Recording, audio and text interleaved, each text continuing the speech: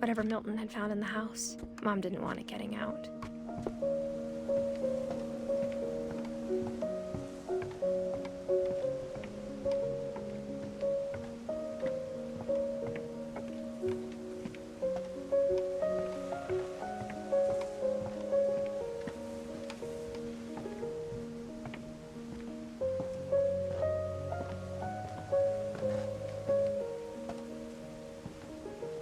Mom definitely blamed Edie, but I think Louis blamed himself. After he graduated, he just spent more and more time in his room, until Mom got him a job at the cannery.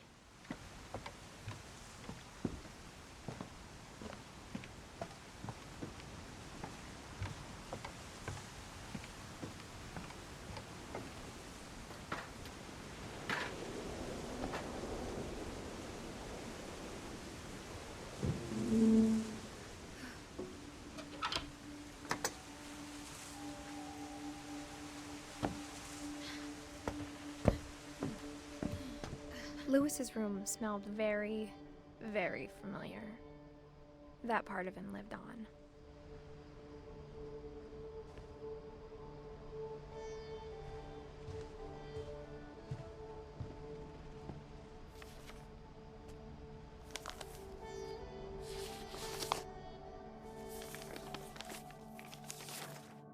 Dear Mrs. Finch, as Louis's psychiatrist, I can understand your desire for an explanation. As I see it, the trouble began in January, shortly after we convinced your son to seek treatment for substance abuse. Newly sober, I believe Louis first noticed the monotony of his daily life.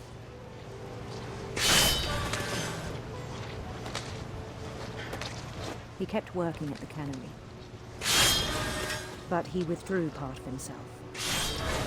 In our sessions, I saw the same behavior. His mind began to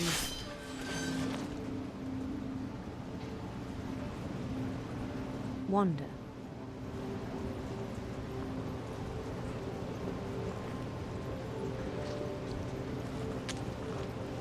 I asked him to describe it. He said he started small, imagining a labyrinth.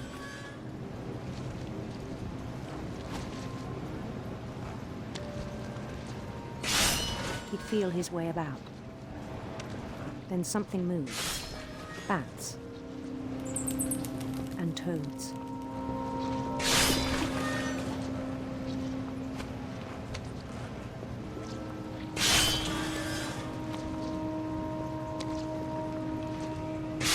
And things that have not names. He knew it was all in his head.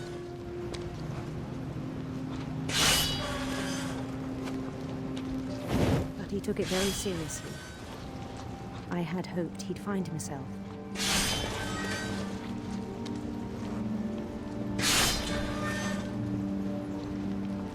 But he found something more.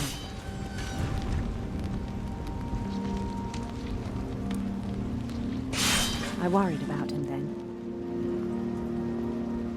Daydreaming at the cannery. I spoke with his boss.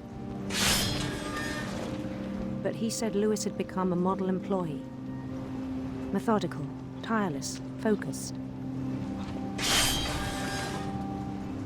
Like a whole new Louis. So I let him go on.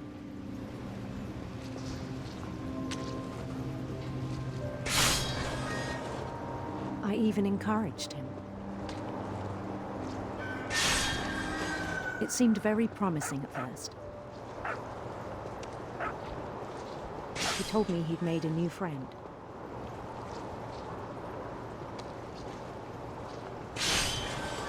On the edge of a city he named Louis Topia. He built the city up slowly, brick by brick. Then he made musicians.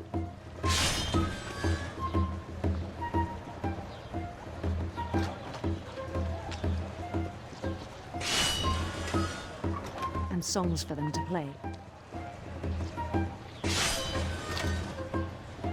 He talked about starting a band. and he was always humming something. Every day his imagination grew stronger.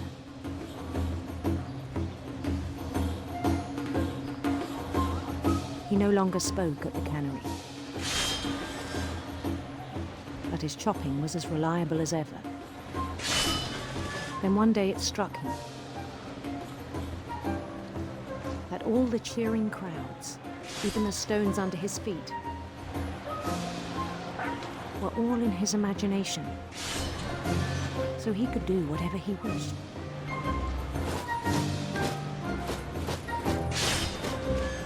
He held an election for mayor, and he won. They begged him to stay, but his mind was already wandering. It became a game for him.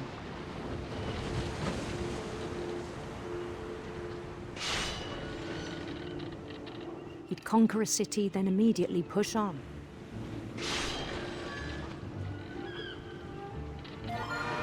New Louisville.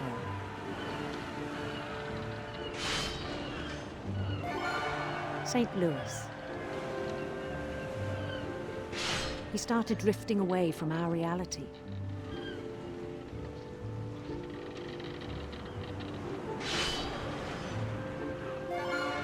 Minneapolis. Until one day he forgot to go home from the cannery. Even as his mother pleaded with him, part of Louis kept sailing on.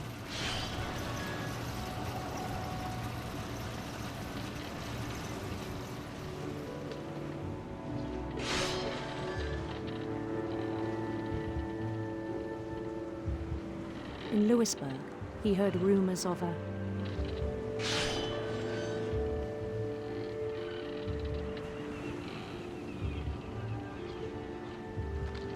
beautiful handsome queen.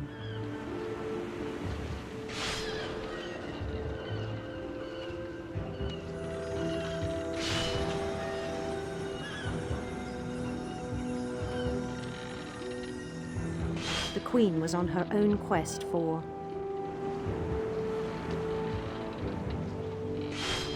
radiant rainbows.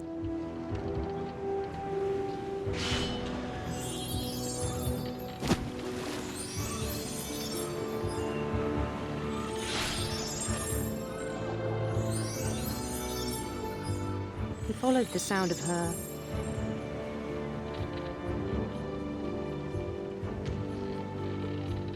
silver harp.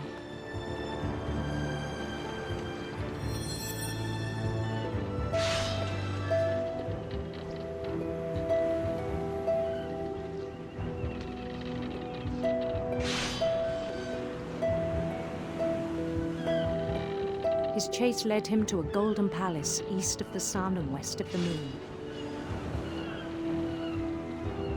Even then, his logic remained sound.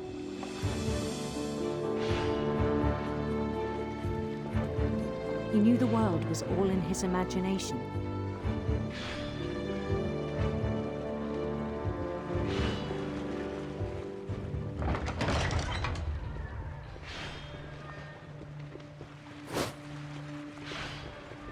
But he was so proud of having created it.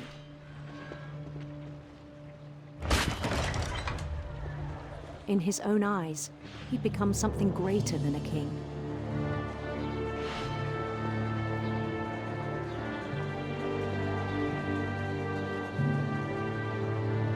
For someone who'd never known success in the real world, I think it was overwhelming.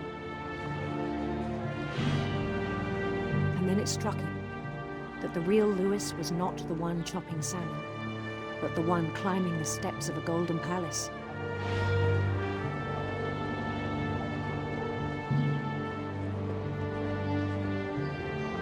My imagination is as real as my body, he told me. It was hard to argue with him.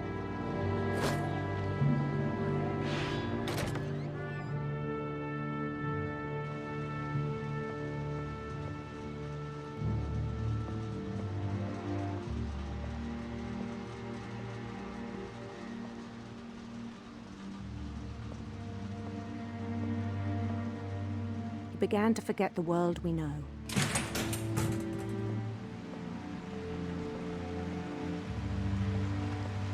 I think it pained him to remember Lewis, the cannery worker.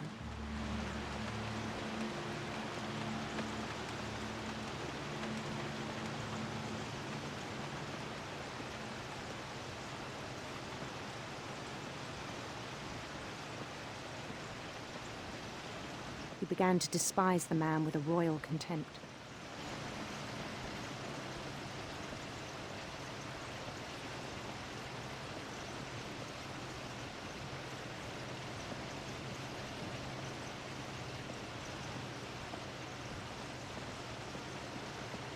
I still thought I could save him.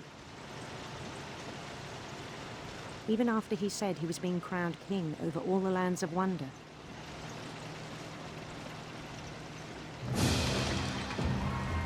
The palace would be packed with his companions.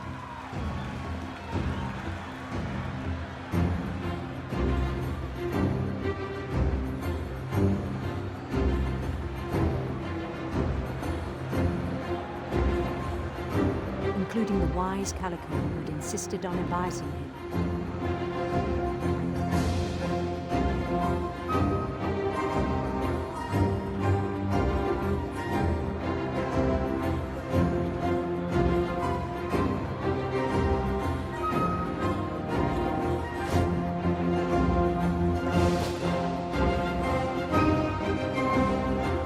His queen waited, holding his crown.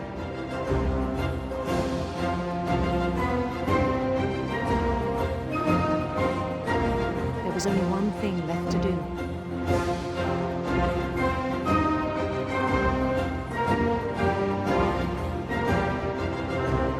Bend down his head.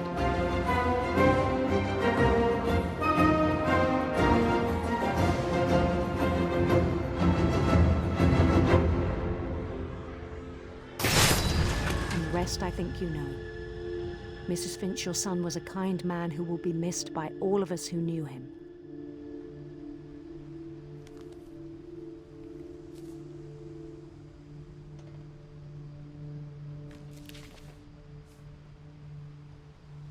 My brother was really cool. I wish you could have met him.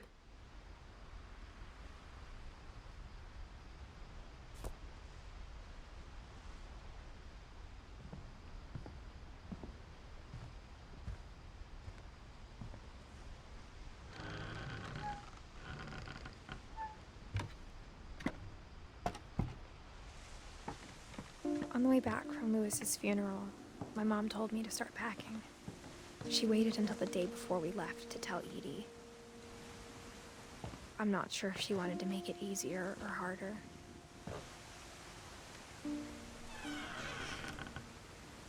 I wish we'd stayed. But I understand why we left.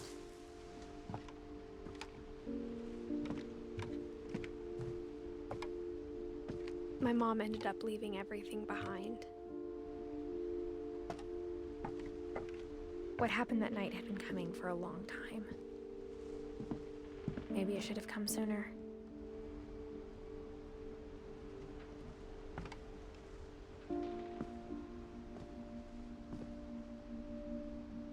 But it had to end one way or another. All that's left now is to tell you about that last night.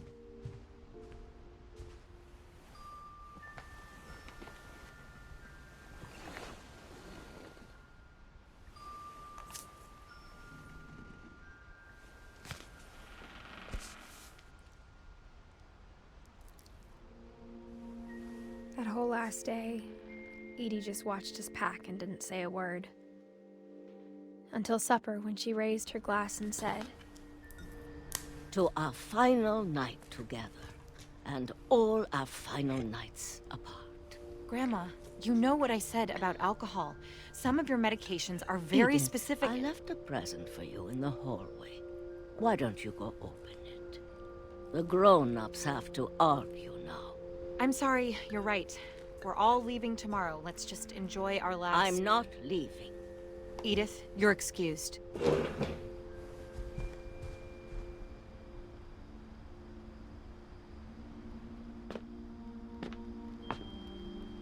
The power had been shut off that morning, but Edie always had plenty of candles. When my mom sealed the library, I don't think she knew about the other entrance, or that Edie had a key to it.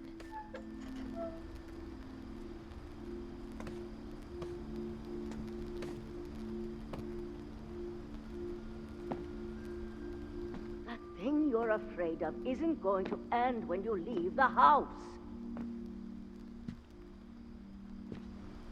Edith has a right to know these stories. My children are dead because of your stories. I think it's best if Edith and I leave tonight. We'll have the nursing home send a van for you in the morning, okay? Dear Edith, there's so many stories I wish I could tell you, but there's only time for one. This is about what happened on the night you were born. That night, the tide went way, way out. It was the first and last time I ever saw the old house aground. There'd been an earthquake out in the middle of the ocean. They called it the lowest tide in 1,000 years. God, it smelled awful. You know, I've seen that house every day of my life.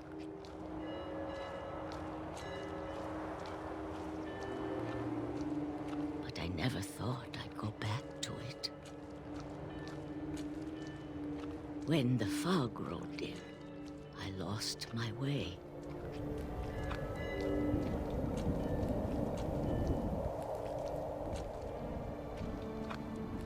I got turned around.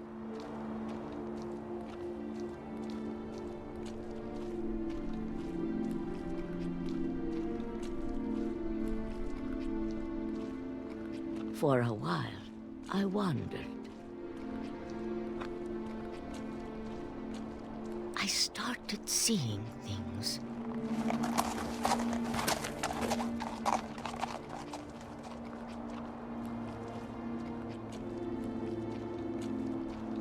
Things I'd forgotten had ever existed.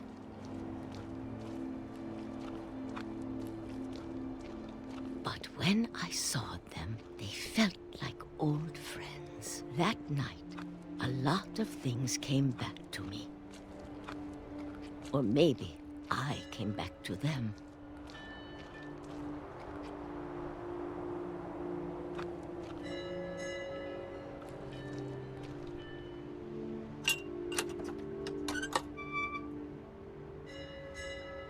Things I can't explain, but that I need you to try and... Edith, what are you doing in here?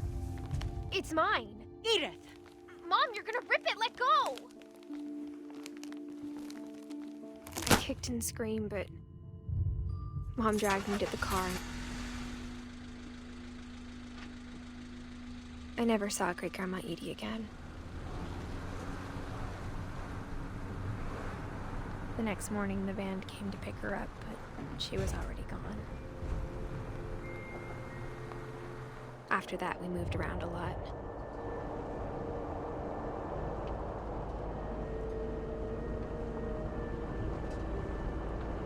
We both tried to make the best of it.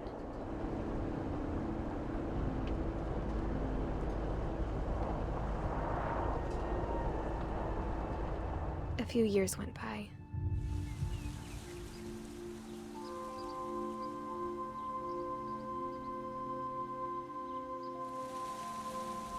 My mom didn't like to talk about it, but she started getting sick a lot. The rest happened pretty quickly. She got better for a while, and then she didn't. And then I was alone. The last Finch left alive.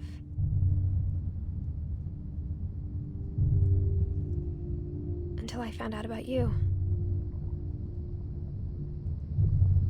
I'm still not sure what to tell you about all this.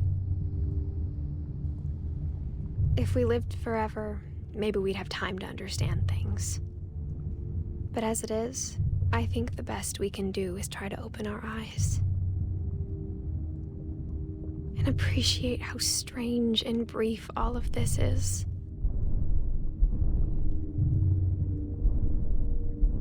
This journal was supposed to be for you. But now I hope you'll never see it. I just want to meet you and tell you all these stories myself. But I guess if you're reading this now, things didn't work out that way.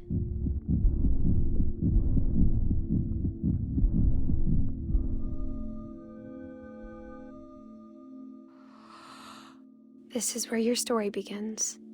I'm sorry I won't be there to see it.